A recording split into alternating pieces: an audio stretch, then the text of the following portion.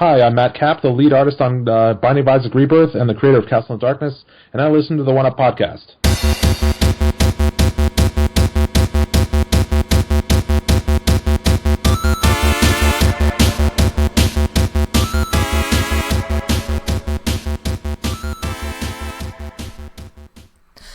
Hi, David here, One Up Gaming, episode 394 of the One Up Gaming podcast. This one is going to be a quick one. There's a lot of games I played this week. I've had to move things around because it's the birthday week next week. So I'm going to go through on next week's show, it'll be all my favourite games. So not going to be every single favourite game, just like about 20-25 games. I'll just play through a lot of the games that I used to love as a kid and some new sort of stuff. So I've moved some games around that we've been playing to make a bit of space on the schedule. So as always, we're sponsored by Games Inspired Music. Please buy it, rent it, stream it, use the music in any YouTube videos, that type of thing. And basically we'll give 20% of each sale to the Child's Play charity. So that's amazing, that's really nice. You can also get our first 100 podcasts available on audiobooksontape.com, and £1 of each sale will go to the Diabetes UK charity.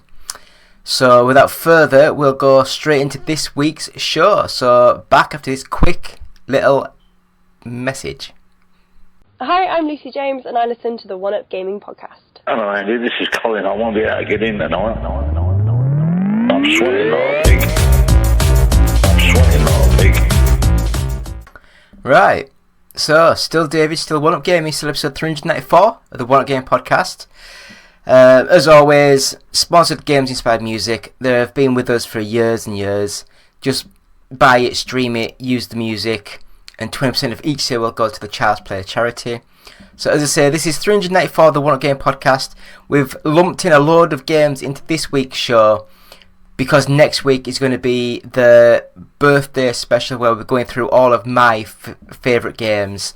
I love a lot of games. I love a lot of rubbish games, so you'll see some of the rubbish that I love.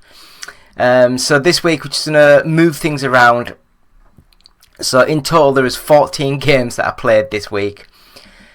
So yeah, we'll just get straight into it.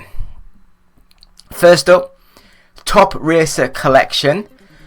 Now these are old school style, like Outrun sort of looking games, 2D, sprite scaler, that sort of thing.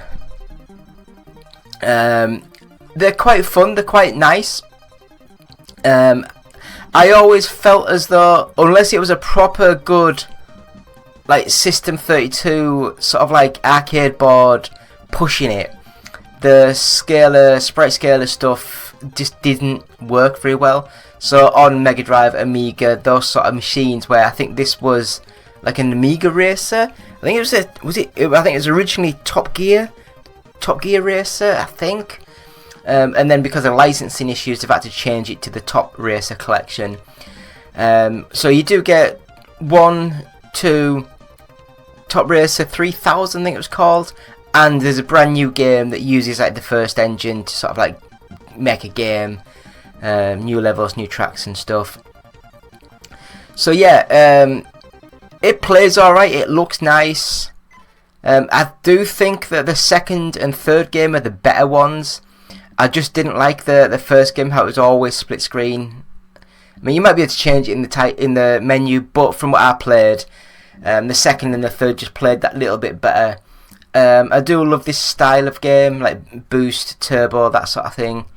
And yeah, it looks nice pixelated graphics, plays well, a lot of little options, a lot of like things, collectibles and unlockables and things like that. And it's just nice that there is like collections out there like this preserving some of the old games. So there is 2 games that I'll get mixed up. So I'll just say both of them, and I'm so sorry for the pronunciations. See, I can't even get that right. So first of all, Japanese Romaji Adventure. Romaji Adventure, and Karakuri-kun, A Japanese Tale. Now both of these are really small, top-down, like Super Nintendo style Japanese RPGs. One of them is just like your average adventure sort of game, going through, doing bits and bobs. The next one, I can't remember which one it was because we're both like Japanese developers, and they just said you don't have to do reviews, just put videos up of the games on your YouTube channel. So that's what we're doing. We're just talking about it here. But one of them, it literally was, it would be talking away to you, and then it'd mix in some bits of Japanese, and then as it was going through, it was saying later on into the game we will drop a lot of the English and it'll be Japanese, and we are teaching you the basics of some sort of Japanese language. I can't remember which one it was, but I really thought it was great. Do you know what I mean? It's a game, so you're playing it and you are filtering in that information, you're absorbing that information, and it's actually trying to teach you a new language as you're playing through. So I loved the idea. So both games look like it's the exact same engine, probably the same developers, just different stories and different sort of little bits and bobs. I would say they're good. They're on Steam. Buy them, and yeah, they're not a bad little game. Not bad. So that's Japanese Romaji Adventure and Karakuri-kun, A Japanese Tale. Yeah, that'll do. That'll do. I don't know what I'm talking about half the time. So next up we have Ed Zero Zombie Uprising, or Ed O Zombie Uprising, I don't know. And this one is quite a basic Souls-like sort of game, but it's like arenas. So it's like you basically spawn into like a little arena. You have to kill all the monsters in that little arena. Then a portal opens up. You go to the next little arena, and it's just that ad nauseum. I didn't think it looked very good. I didn't think it played very well. I think it was a Namco game, Bandai Namco. I don't know, but it was very, very wishy-washy to me. I wasn't impressed with the movement, with the characters, with how it all played. But you guys might love it, and it might be me that's an idiot. So next up, Paw Patrol World. And this one is, for me, it's a bad game. It just doesn't play very well. It looks funky. But if you are like a 5 to 8 year old kid and are into Paw Patrol, it is a kid-friendly Grand Theft Auto open-world adventure game. So, if you are a little kid and you love this sort of thing, you will probably love this game. So, because of that, I can't give it a bad review, bad score, because it is a kid's game. I just feel as though sometimes kids' games get a pass for being a bit janky, whereas no, kids still know shite games. I mean, I used to play a lot of shite games when I was a kid. I knew they were shite, but I still played them. So I guess that's what they're hoping. But yeah, Paw Patrol World, open world. It's got like 5 or 6 pups to play as, I don't know. Each pup's got its own little vehicle to play in, and it was just weird. Not my sort of thing, but I can see where there is a market for it. One of the better games I played this week, New Star GP. Now this is like an old school flat shaded polygon sort of game, and it looks kind of like the virtual racing of the style. It's very high resolution though, you know, it's very crisp. There's no jagged lines on any of these sort of like pixels. It looked good, it played well. It's got like a full career mode, it's got all these arcade modes. It's a good game. I played it on the Switch, and I was just really, really impressed with how good the game actually was. But yes, I'd say it's one of the better games that I played this week. So anyway, next up, Warhammer 40,000 Boltgun. Now this one is a Doom alike, so it's just fast paced, run around, shooty, blood and guts, pixelation everywhere. It looks amazing. And yeah, it's a great game. Absolutely amazing game. If you don't have it, buy it. It's great. Absolutely. Fast, fluid, smooth. Not overly simple, but also not overly complex. And it just plays really well. Really fluid. Good game. Next up, Captain Toad Treasure Tracker. Again on the Switch. I had a few Switch games on here, and I've always wanted to play this game. I don't know why. I've never been a big like puzzly sort of game, but I liked the idea. I thought it looked nice, but actually playing the game, it's a bit stilted. It's a bit, the momentum's not quite there. Moving the levels around with the sticks and stuff, it just didn't feel good. So yeah, it's an okay game. It's a 6 out of 10. Do you know what I mean? It's just it's okay to play. You can just pick it up, 10 minutes later put it down. No hard feelings. So I had a quick go at Luigi's Mansion 3, and when I say a quick go, I had a really quick go, and it just felt so slow to how I remembered the Luigi's Mansions game on the GameCube. And it just didn't have that feel, you know, whereas on the GameCube it felt a lot more snappy and the movement was really good. It just felt a lot slower. Other than that, it's almost the same sort of game. You'll get new abilities when you get into the game a bit further, but when I was playing it, the story didn't seem great. I weren't really getting pulled into it. So yeah, I wouldn't really recommend Luigi's Mansion 3. It might get so much better, but I hate the games that take an hour to get into the actual story in the game. So yeah. Next up, Star Wars Dark Forces Remaster. And this one is shock horror, a remaster of a game from 1995, 1996, that type of era. And this one is by, is it Shock Knights? Shock Dive? Someone like that, I can't remember now.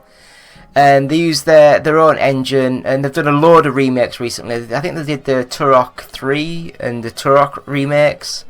And they did the Exhumed, and I can't remember what it's called in other regions, but in the UK it was Exhumed. They did that remake, and they've been doing amazing games. And this one again is really good. I loved how it felt, how it played. I've just never played it before, and I got lost on the first level. And then I got to the top of the level where you're supposed to go to get into your ship, and I pressed every single button on the control pad, and I could not work out how to get into the ship, so I turned it off. But the first level looked amazing. It played really well. So I would say if you get past that point and you get into the game, it'll be a really, really good game. So a couple of really old games now. Shox Rally Reinvented. And this one is a proper old school arcade racer made for the PlayStation 2. Graphically is good, especially for the system and how early it was. It was from EA Sports Big label, so they were proper over-the-top arcadey, really gorgeous, colourful graphics, and it just plays really well, and I really, really enjoyed it. I thought it was a really good little game. So if you're into your old school sort of games and you haven't heard of that one, haven't played that one, Shox Rally Reinvented, really good little game, I'd recommend that. And people might not realise, but yes, I am a Newcastle United fan. And I had to play Club Football 2005 Newcastle United edition. And the gameplay itself isn't very good. The movement, the shooting, the passing just feels a bit off. Like a lot of games that aren't EA or Konami. I can't remember. ISS, Pro Evo Soccer sort of games. I don't know if it's used the sort of engine that was in the LMA Manager sort of games or not, but it looks similar, very smartened up and played. It looked a lot better. Some of the player faces are amazing, they're really freaky, and I just love the fact that you can unlock videos and player profiles and stuff. So it's all dedicated to Newcastle United. So there's like a history museum, videos and all that kind of stuff, and I was really impressed with it.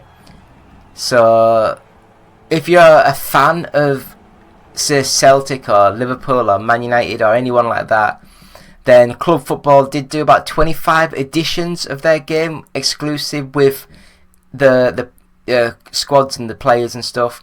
So there might be one of your favourite team out there, and give it a go, see what you think. I thought it was alright. I might actually play it a bit more just to unlock some of these like unlockable things. So next up, Warhammer 40,000 Dakka Squadron, and this one is a third-person flight combat sort of game. Very arcadey, very bad graphics. It just looked really off. Now I played this on the Nintendo Switch, so that might have been a reason why it looks rather dodgy and rather bad. But the movement was okay, the controls were okay.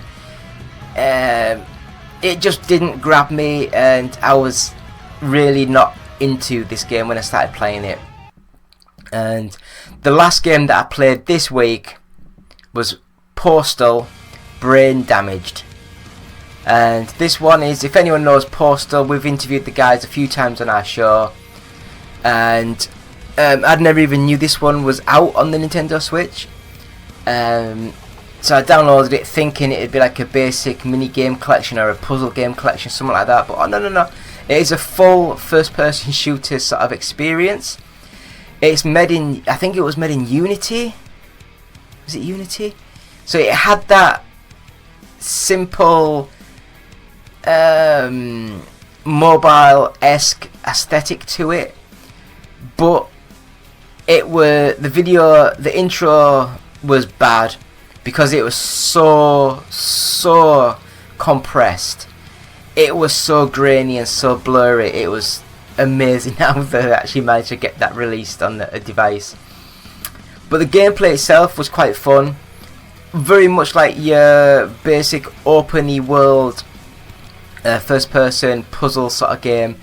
Collect a switch, go to another room, get a key, go back to a different room, open the doors, get a summit, and then it's got like your dogs and your people you gotta shoot and kill.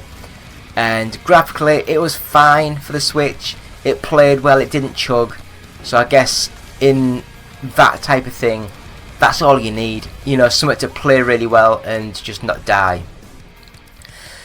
So that is the games we've been playing this week. I will say that I believe the game of the week will be New Star GP. So if you've got a PlayStation, Xbox, PC, Switch, buy it. It's a great little racer. Hopefully you'll enjoy it. And before we go, I do have to say that I managed to watch the entire final couple of seasons of The Last Ship, and I've never read the book, but I've bought the book on my Amazon Kindle, and I've also got the audio book, which is like 29 hours, so it looks as though it's a really big beefy book. So I'll give that a go, see if how it follows the scripts of the show. But throughout the 5 seasons, the first season, I'll go through a quick synopsis. The first season, the ship is sent to the Antarctic to do training and do exercises, but really it's because the Doctor has to do research and they have to get away from the population of the world to keep away, because there's a deadly virus that's killing everyone. By the end of the season, they find the cure.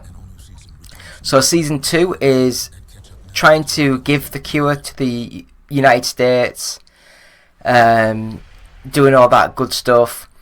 And then season 2, it starts going into a bit more of the United States is getting rebuilt, and the people that are rebuilding it don't trust the president, and then basically it's a war between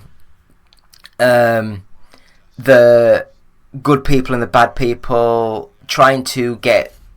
Some people don't believe there should be a president. They should own their own lands, and so they're trying to destabilize the president and that kind of stuff.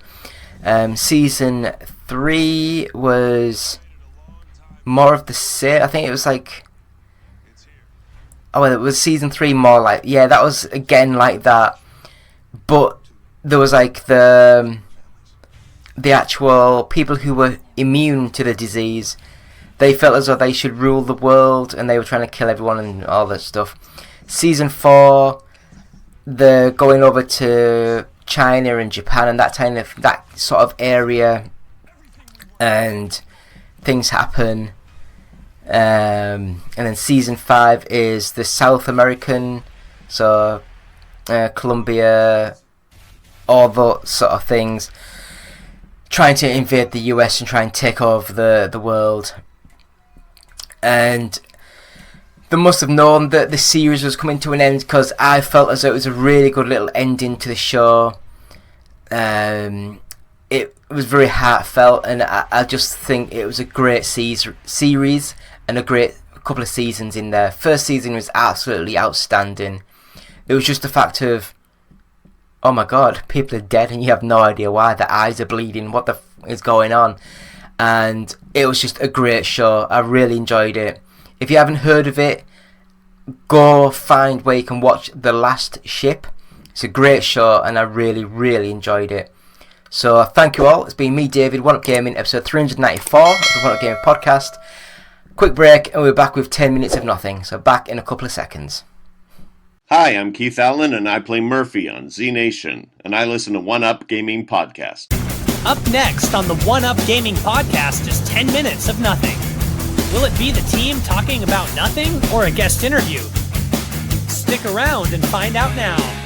It's 10 minutes of nothing. Yeah, 10 minutes of nothing.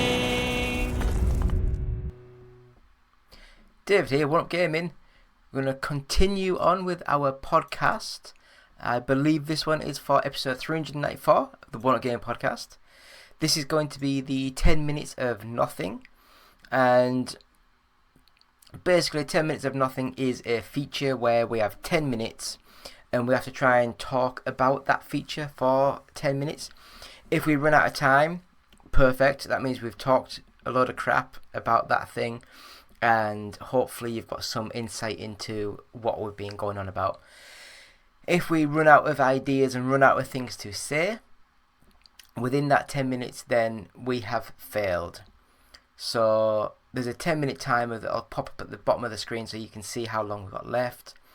And, well, I guess we'll sort of like get into this now. I will say this timer. Did I say my name's David? I don't know. David here, One Up Gaming. 10 minutes of nothing starts now. So this week we're going to talk about the 0.5 console refresh, because I'm old. I am 42. I had to think then. I am 42 years old. I'll be 43 in a month's time, and I remember like the super. Well, no, I guess the NES, the Master System, and they didn't do mid-cycle refreshes. They did updates to how they looked and how they felt, but the basics of the chips were the same. You could buy a game that was made 10 years later and still play it in the old machines if your console would work, because the NES, that top loader, Jesus, that spring mechanic, it knackered up so quick on that Nintendo Entertainment System. I guess that's why the was it the NES Junior that came out in America? It was like a top loader. But again, same for the Super Nintendo and the Mega Drive or the Genesis. That again had new revisions, but the basics of the consoles were the same. So they never really had a performance upgrade or any boost in visual aids, anything like that. Things that happened like that back in the day was a cartridge with chips built into the cartridge. So you had the virtual, oh god, what was it? The VRP, virtual reality processor. I can't remember now. For the Mega Drive, that was on. It basically just had virtual racing. That was the only game it was used with. And the Super Nintendo had the Super FX chip, made by Argonaut Software, I think it was. And they just allowed 3D environments. They allowed better performance, but that was just one thing that would work. That's where the Sega 32X sort of came into it, because that was basically what Sega thought was people want better things, and with having better things, the cartridges were like $100, like £90 each. And it was like, well, no one's going to pay that kind of money for the games. So Sega thought, well, we'll make a device that's $150, £150, plug it into the Mega Drive, and that was basically the chips on the Virtua Racing sort of game for the Mega Drive. And yes, it had a lot more things happening to it and a lot more, but that allowed Sega to release normal cartridges that just ran on the faster hardware that was built into the 32X, so the games could be $50-$60, back to the normal sort of prices. But again, there wasn't the Super Mega Drive or the Super Nintendo Pro. They were just the consoles, and then the Sega Saturn, the Nintendo 64 came out. And again, with the PlayStation, there was the PlayStation 1 which came out, but that didn't do any upgrades or any improvements. It just made it smaller and cuter.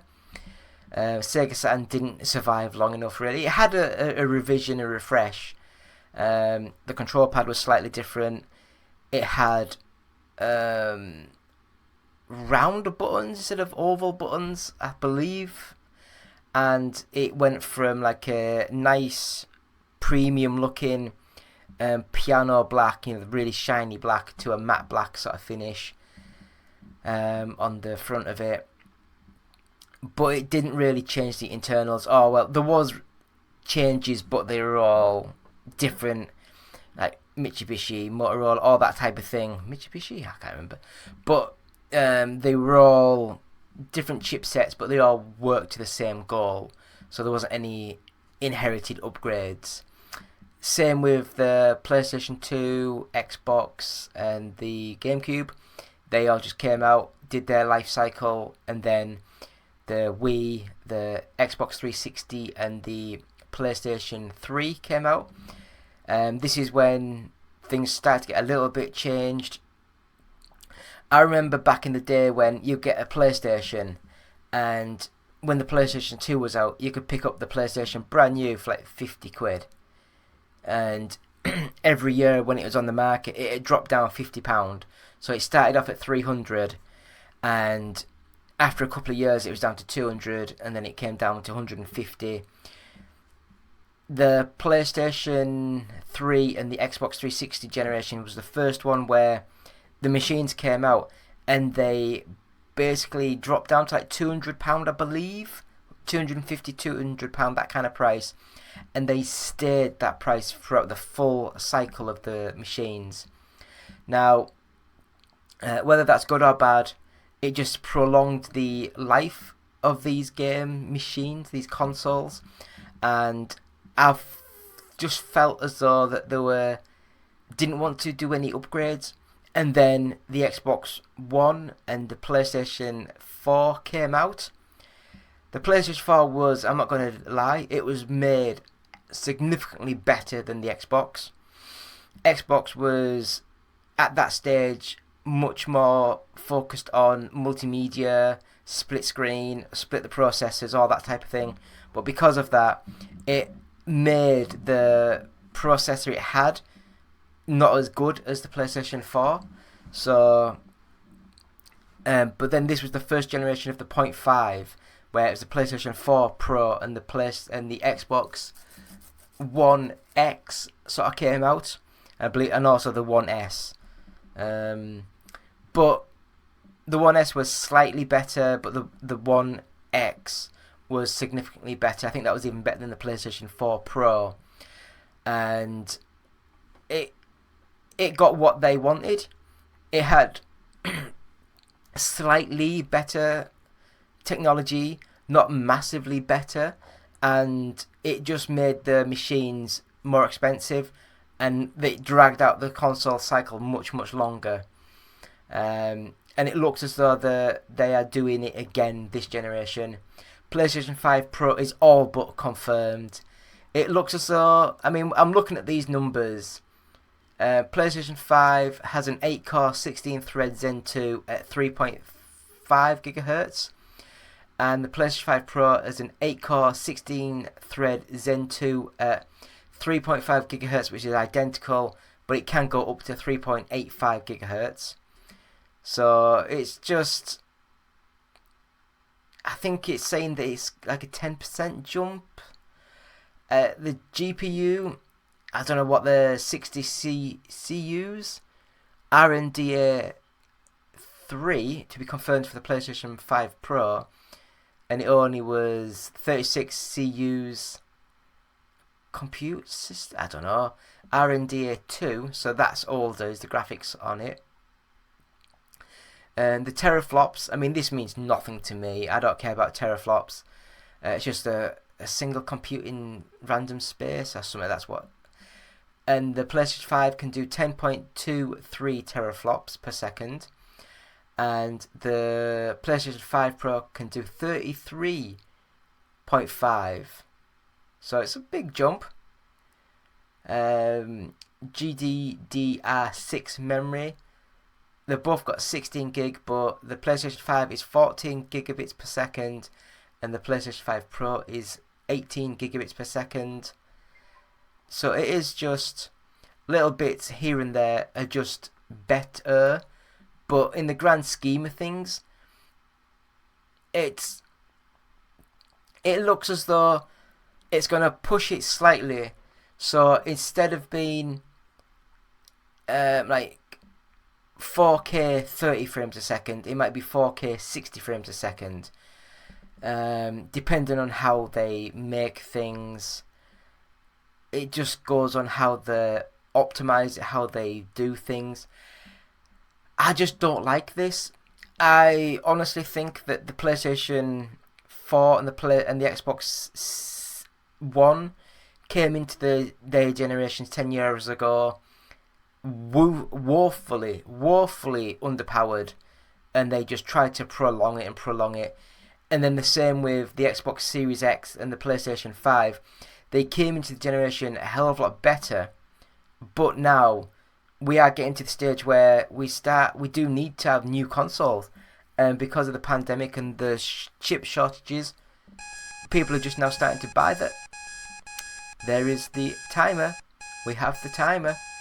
So, yeah, that's just my views and opinions of the PlayStation 5 Pro, PlayStation, the Xbox Series XX, or whatever the hell they want to call it. Because I believe that they will try and do something if they haven't already got it up and running. Because games consoles are a numbers game. When you have a machine that the opposition can clearly say it will run 10% faster, then unless you're massively into the ecosystem, why the hell would you pay £500, give or take, for a console that you know is nowhere near as good as the competitor? So I do think that they will do something, even if it's to... But then they don't want to announce anything until it's almost ready, because you don't want to eat your own sales. So, yeah, it's just a mental weird situation that we find ourselves in. So, it's been me, David, One Up Gaming. Did I say it was... Oh, well... 394 of the One Up Gaming podcast. So we'll have a quick break, So I'll see you in a few seconds. Hi, my name is Justin. I'm the developer of Per Rocket, an iOS space game with cats. And I listen to the One Up Gaming Podcast. You can find a link to download my game at facebook.com/perrocket.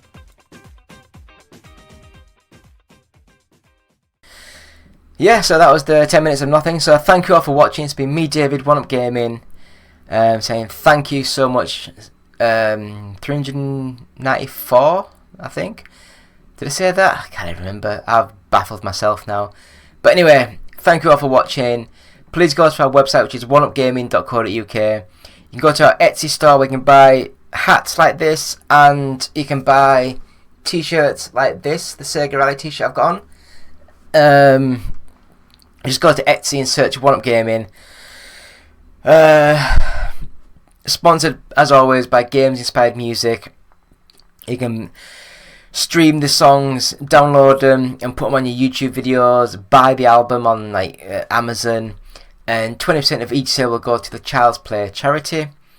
If you are watching this and enjoy it, please subscribe, like, share, bell that icon, all that good stuff.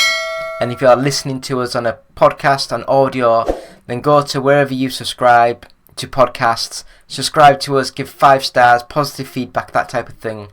It really helps with the algorithm of getting us out there to more people. If you have any comments, any questions, please email us at contact@oneupgaming.co.uk. And yeah, we would love to hear from you. We'd love to have questions, love to have chats. So please be safe, and we'll see you next week for my birthday special.